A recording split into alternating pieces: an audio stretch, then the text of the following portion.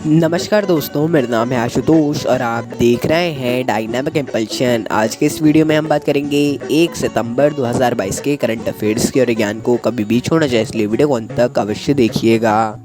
I hope आप सभी की तैयारी बहुत ही सही ढंग से, बहुत ही अच्छे से चल रही होगी।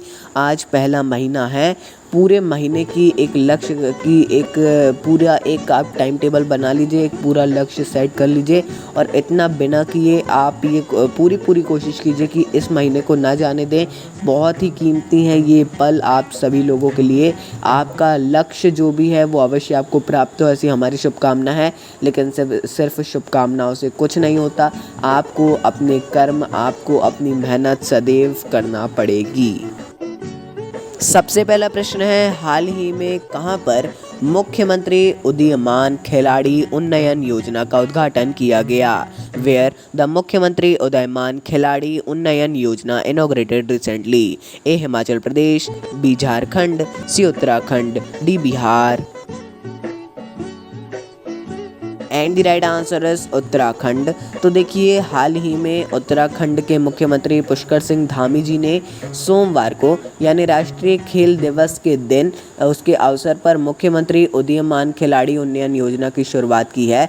इस योजना के तहत 8 से 14 वर्ष के जो उभरते खिलाड़ी बच्चे हैं उनको 1500 रुपये प्रतिमाह अपने खेल की प्रतिभा को जगाने के लिए दिए जाएंगे। बहुत ही अच्छी बात है। खेल के प्रति सरकार को बहुत से कदम लेने चाहिए, अभी भी नहीं लिए गए हैं लेकिन धीरे धीरे बहुत से कदम लिए जा रहे हैं। मुझे पूरा भरोसा है कि थोड़ा समय और लगेगा, उसके बाद हर राज्य और केंद्र सरकार भी इसमें पूरा सहयोग करेंगी।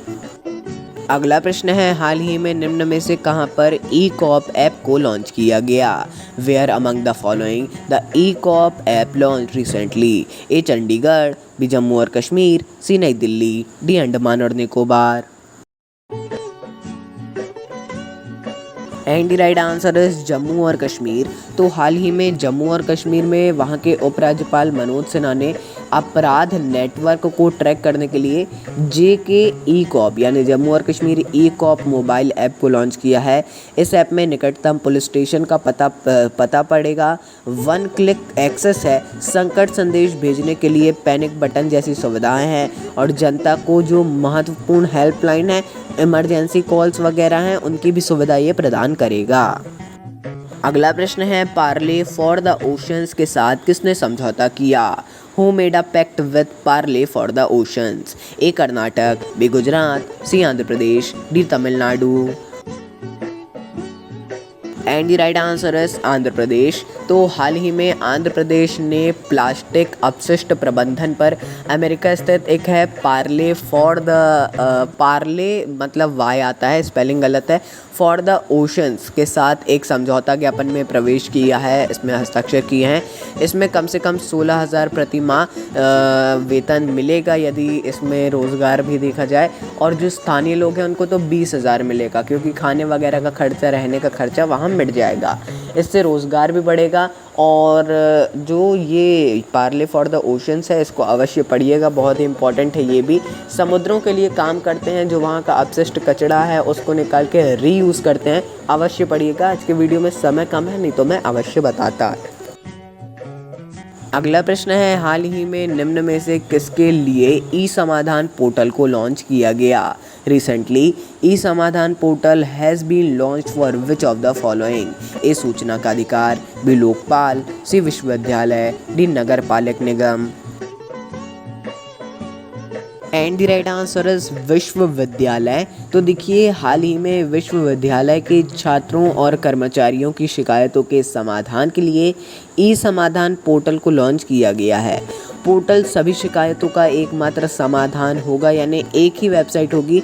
इसमें सभी प्रकार की आप कंप्लेंट वगैरह कर सकेंगे। इसमें रैगिंग रोधी हेल्पलाइन को छोड़कर अन्य सभी मौजूदा पोर्टल और हेल्पलाइन को एक साथ मिला दिया जाएगा। मतलब अभी एंटी रैगिंग वाली अभी नहीं आएगी इसमें, अब देखते हैं बाद में आती है तो ठीक है। अगला प्रश्न है, हाल ही में निम्न में से कौन सी कंपनी विश्व आर्थिक मंच में शामिल हुई? Which of the following company recently join the World Economic forum?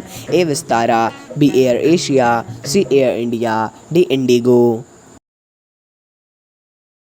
And the right answer is IndiGo. तो देखिए इंडिगो हाल ही में वर्ल्ड इकोनॉमिक फोरम के क्लियर स्काइज फॉर टुमारो स्थिरता अभियान में शामिल हुई है। हालांकि ये उतना इम्पोर्टेंट क्वेश्चन नहीं है, इसीलिए इसकी ज़्यादा जानकारी भी हमने नहीं दी है। अगला प्रश्न है, हाल ही में किसने इंस्टीट्यूट ऑफ स्पोर्ट्स यानी कि IIS के साथ साझेदारी की? Recently who partnered with institute of sports? AIIT Madras, BIIT Ropar, CIIT Kanpur, DIIT Bombay. And the right answer is IIT Madras. तो हाल ही में IIT मद्रास और IIS यानी कि इंडियन इंस्टीट्यूट ऑफ स्पोर्ट्स ने ओलंपिक में भारत की पदक तालिका बढ़ाने के लिए, यानी ओलंपिक में भारत को और ज़्यादा आगे लाने के लिए, मेडल के क्षेत्र में मेडल के लिए ही ऑब्वियसली बढ़ाने के लिए बॉक्सिंग एनालिटिक्स सॉफ्टवेयर विकसित करने की ऐसी घोषणा की है। यानी इसमें टेक्नोलॉजी का भी उपयोग किया जाएगा और स्पोर्ट्स तो है ही। अगला प्रश्न है, हाल ही में कौन विश्व के तीसरे सबसे अमीर व्यक्ति बने? Who recently became the third richest person in the world? A. Elon Musk, B. Bill Gates, C. Mukesh Ambani, D. Gautam Adani। And the right answer is Gautam Adani. तो हाल ही में गौतम अडानी विश्व के तीसरे और एशिया के पहले सबसे अमीर व्यक्ति बने हैं। इन्होंने इसमें एलन मस्क हैं पहले और जेफ बेजोस बचे हैं अब दूसरे। देखिए अब बहुत से विशेषज्ञों का अलग अलग मानना है इसमें कि एकदम से नीचे जाएगा, ऐसा बहुत से विशेषज्ञ कह रहे हैं कि एकदम से इनका जो वो है वो एकदम से नीचे जा सकता है। इसीलिए ऐसा कुछ भी मत सोचिएगा ऐसा कि एकदम से क्यों बढ़ रहा है। और बहुत से आपके क्या ओपिनियन है, अलग अलग ओपिनियन अवश्य ही होंगे, वो भी आप बता सकते हैं।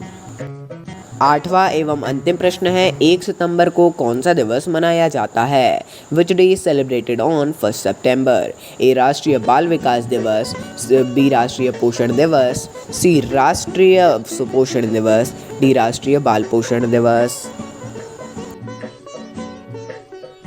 And the right answer is राष्ट्रीय पोषण दिवस। तो प्रत्येक वर्ष 1 सितंबर को पूरे भारत में राष्ट्रीय पोषण दिवस मनाया जाता है और 1 सितंबर से 7 सितंबर तक पोषण सप्ताह शुरू हो जाता है। ऑब्वियसली कुपोषण से जंग सुपोषण के संग आपने अवश्य लाइन आंगनवाड़ियों में या कहीं पर लिखी अवश्य पढ़ी या सुनी होगी। तो दोस्तों ये था अंतिम प्रश्न। यदि आपको इस वीडियो में कुछ भी इन्फॉर्मेशन मिली हो तो बहुत ही अच्छी बात है। कुछ भी डाउट हो आप कमेंट में बिल्कुल पूछ सकते हैं। मिलते हैं अगले वीडियो में। नमस्कार। Dynamic impulsion.